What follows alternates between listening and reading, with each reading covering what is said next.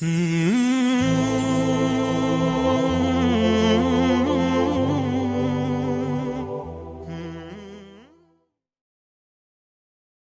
لله نحمده ونستعينه ونستغفره ونؤمن به ونتوكل عليه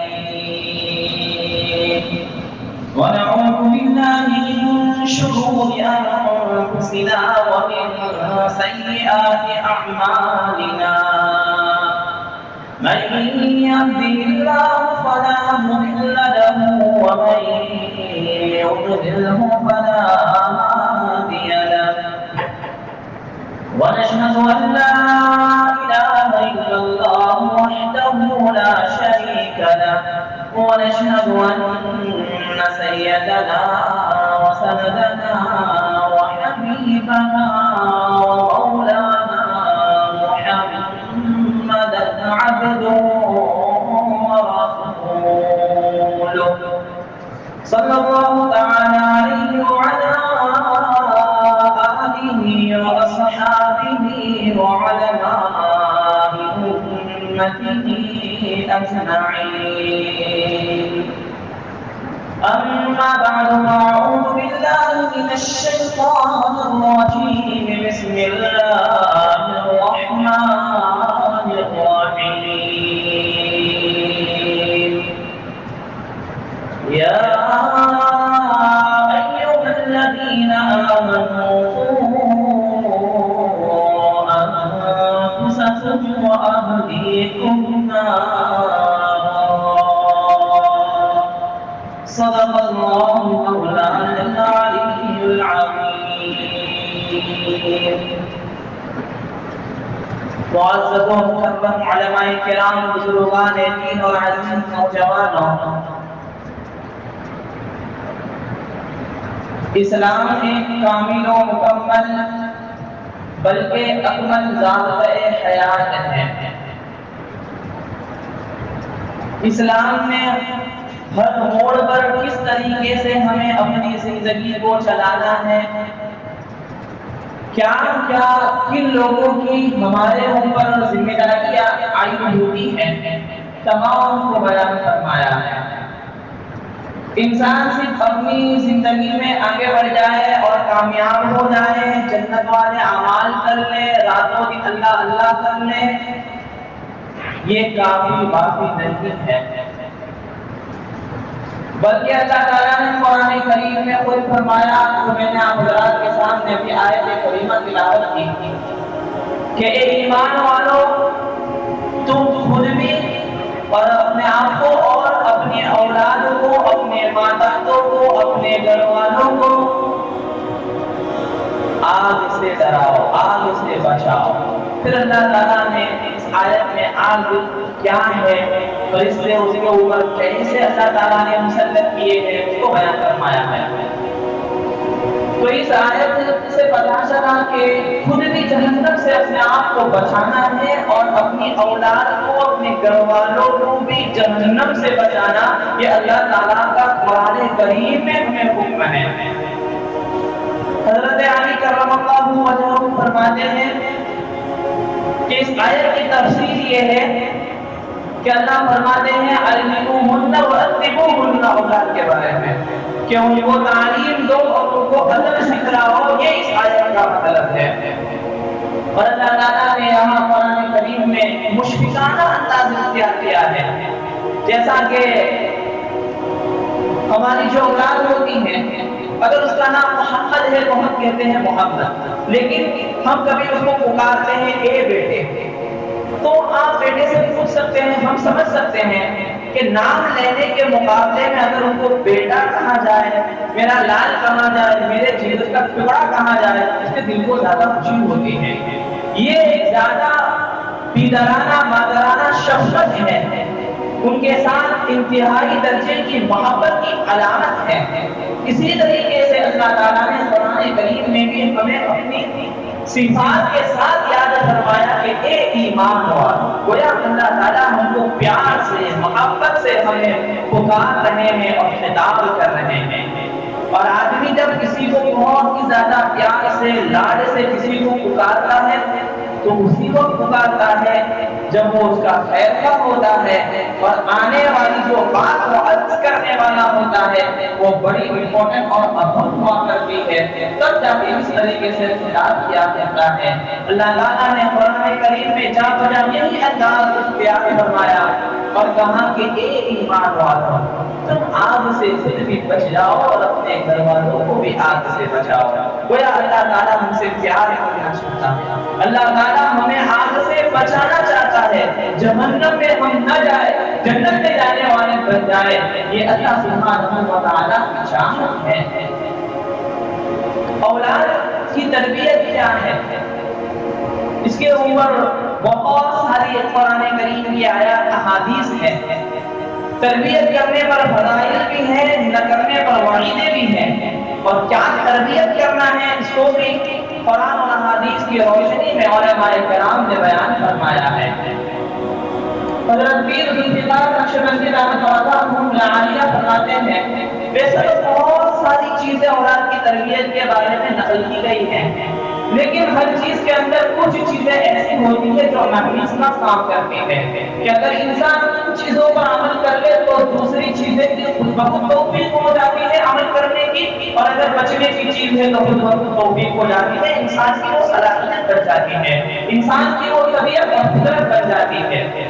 حضرت فرماتے ہیں ان میں سے ایک یہ ہے کہ اپنے اولاد کو سچ بولنا سکھاؤ، اپنی اولاد کے سامنے ہمیشہ سچ بولا کرو۔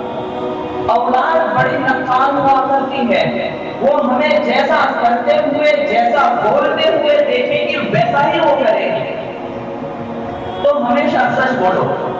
اسی لیے ایک روایت میں آتا ہے اللہ کے نبی علیہ السلام تشریف فرماتے ہیں، ایک عورت نے ایک چھوٹے بچے کو بلایا کہ ادھر تمہیں میں کچھ دینا چاہتے ہیں۔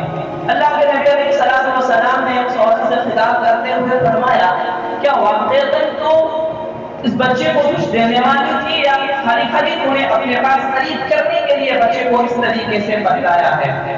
انہوں نے کہا نہیں، واقعتاً میں اس کو کچھ دینے والی تھی۔ اللہ کے نبی نے فرمایا کہ اگر تم نہ دینے والی ہوتی اور جھوٹ بولتی کہ میں دینے والی ہوں لیکن تیرے پاس کچھ نہیں تھا تو یہ بھی ایک جھوٹ ہو جاتا۔ ہم عموماً کرتے ہیں، بچے روتے ہیں چلو تمہارے لیے یہ لے آئیں گے، پولیس آ رہی ہے، کھلانا آ رہا ہے تاکہ وہ خاموش ہو جائے، ہم سمجھتے ہیں بچے کو بتا دیا، بچے کو روتا رہا تھا اس کو چپ کر دیا، بہت اچھا کام کیا۔ شریعت کہتی ہے یہ جھوٹ ہو گیا، یہ گناہ ہو گیا، بچے کے اوپر اس کے اثرات پڑیں گے، وہ بھی سمجھے گا، اس کو بھی اللہ تعالیٰ نے حکم دی ہے کہ میرے ماں باپ نے تو مجھے اس طریقے سے جھوٹ بول کر بہلا دیا ہے، وہ بھی پھر جھوٹ بولنے کا عادی بن جائے گا۔ اس لیے ہمیشہ اپنے بچے کو جھوٹ سے بچاؤ، سچ بولنے کی عادت ڈالو۔ اگر وہ جھوٹ بولتا ہے کمپرومائز نہیں ہو سکتا، رعایت نہیں ہو سکتی۔ نمبر 2، بچوں کا نماز کا عادی بناؤ۔ کچھ بچہ نماز نہیں پڑھتا ہے، کوئی رعایت نہیں، نماز کا وقت آیا اٹھنا یعنی اٹھنا ہے، کھیلنا بند کرنا یعنی کہ بند کرنا ہے۔ بالغ ہو جانے کے بعد وہ لازمی چیز ہے، لیکن بالغ ہو جانے کے بعد اگر پکڑ میں لانا چاہتے ہیں تو جب چھوٹے ہیں تبھی سے ان کو مسجد کی راہ دکھلانی پڑے گی، تب جا کے کام ہوگا۔ اس لیے اگر بچے مساجد کے اندر شرارت کرتے ہیں یہ کوئی بری چیز نہیں ہے، کسی کی نماز اس سے خراب نہیں ہوتی ہے، بلکہ یہ تو ہمارے لیے علامت ہے کہ ہمارا مستقبل روشن ہے۔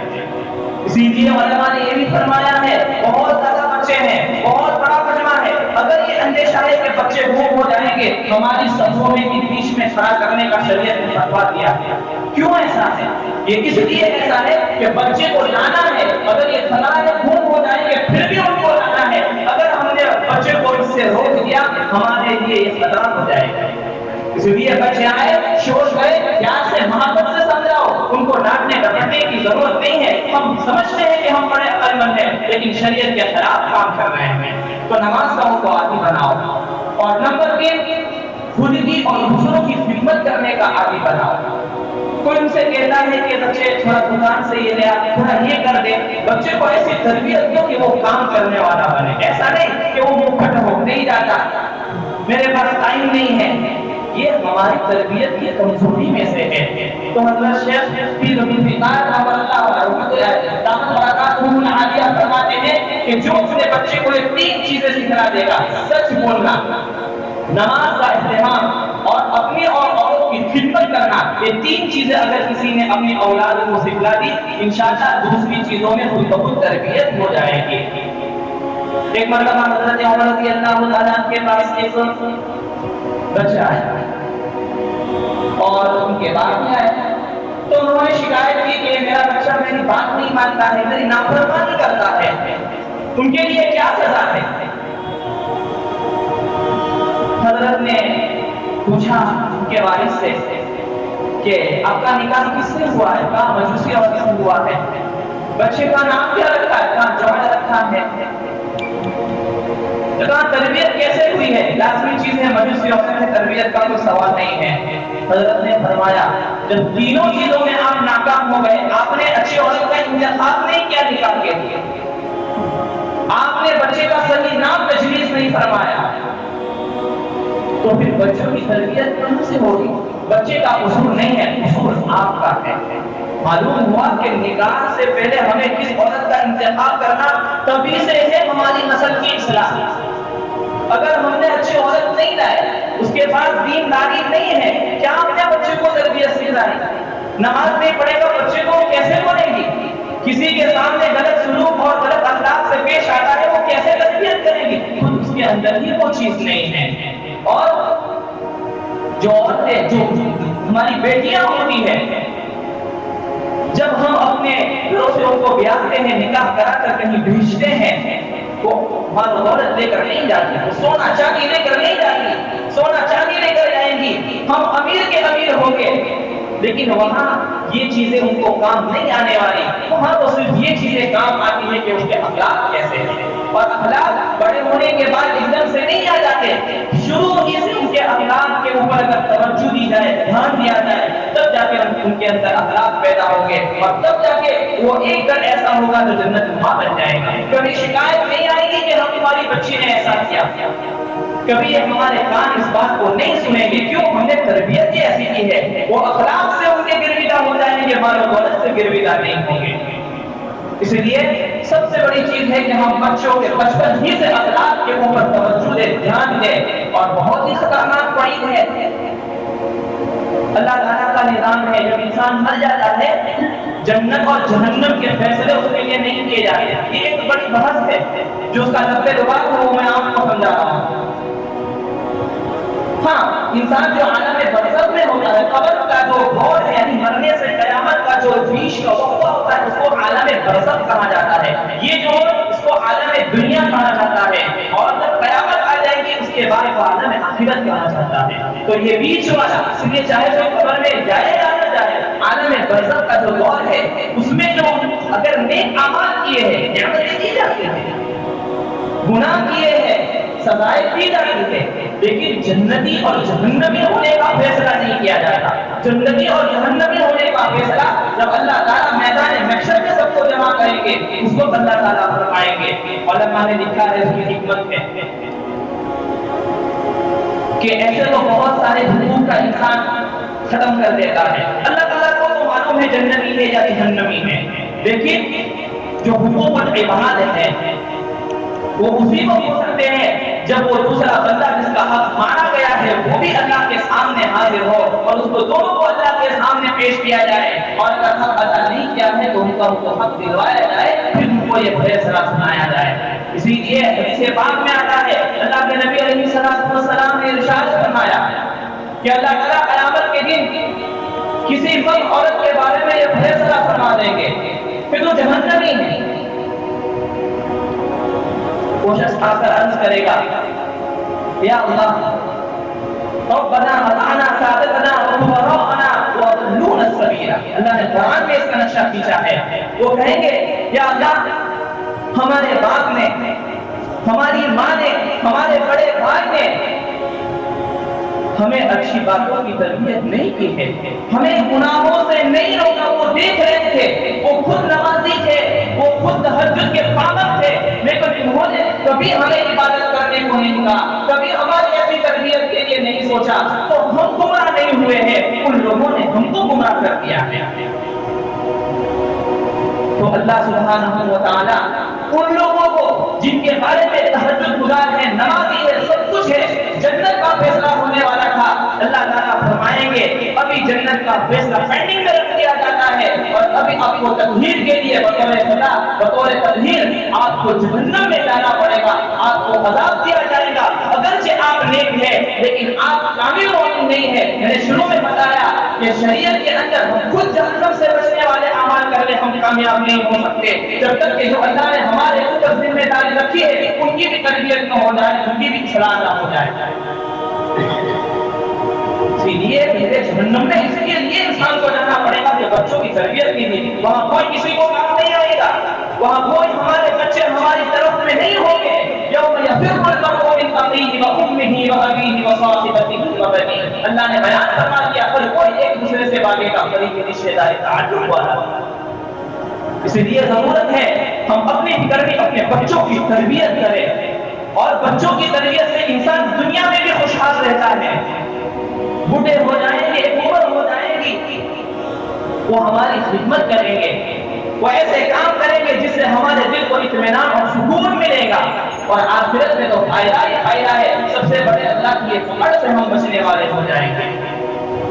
اسی لیے بخاری شریف کی ایک روایت ہے، اللہ کے نبی علیہ السلام نے فرمایا کہ کوئی باپ اپنے بچے کو وہ سب سے اچھا گفٹ اور ہدیہ اور عطیہ دیتا ہے، وہ یہ ہے کہ اس کو اچھے اخلاق سکھائے۔ یہ نہیں ہے کہ مرسیڈیز دے دے، اس کو ایک بنگلہ دے دے، اس کو جائیداد دے دے۔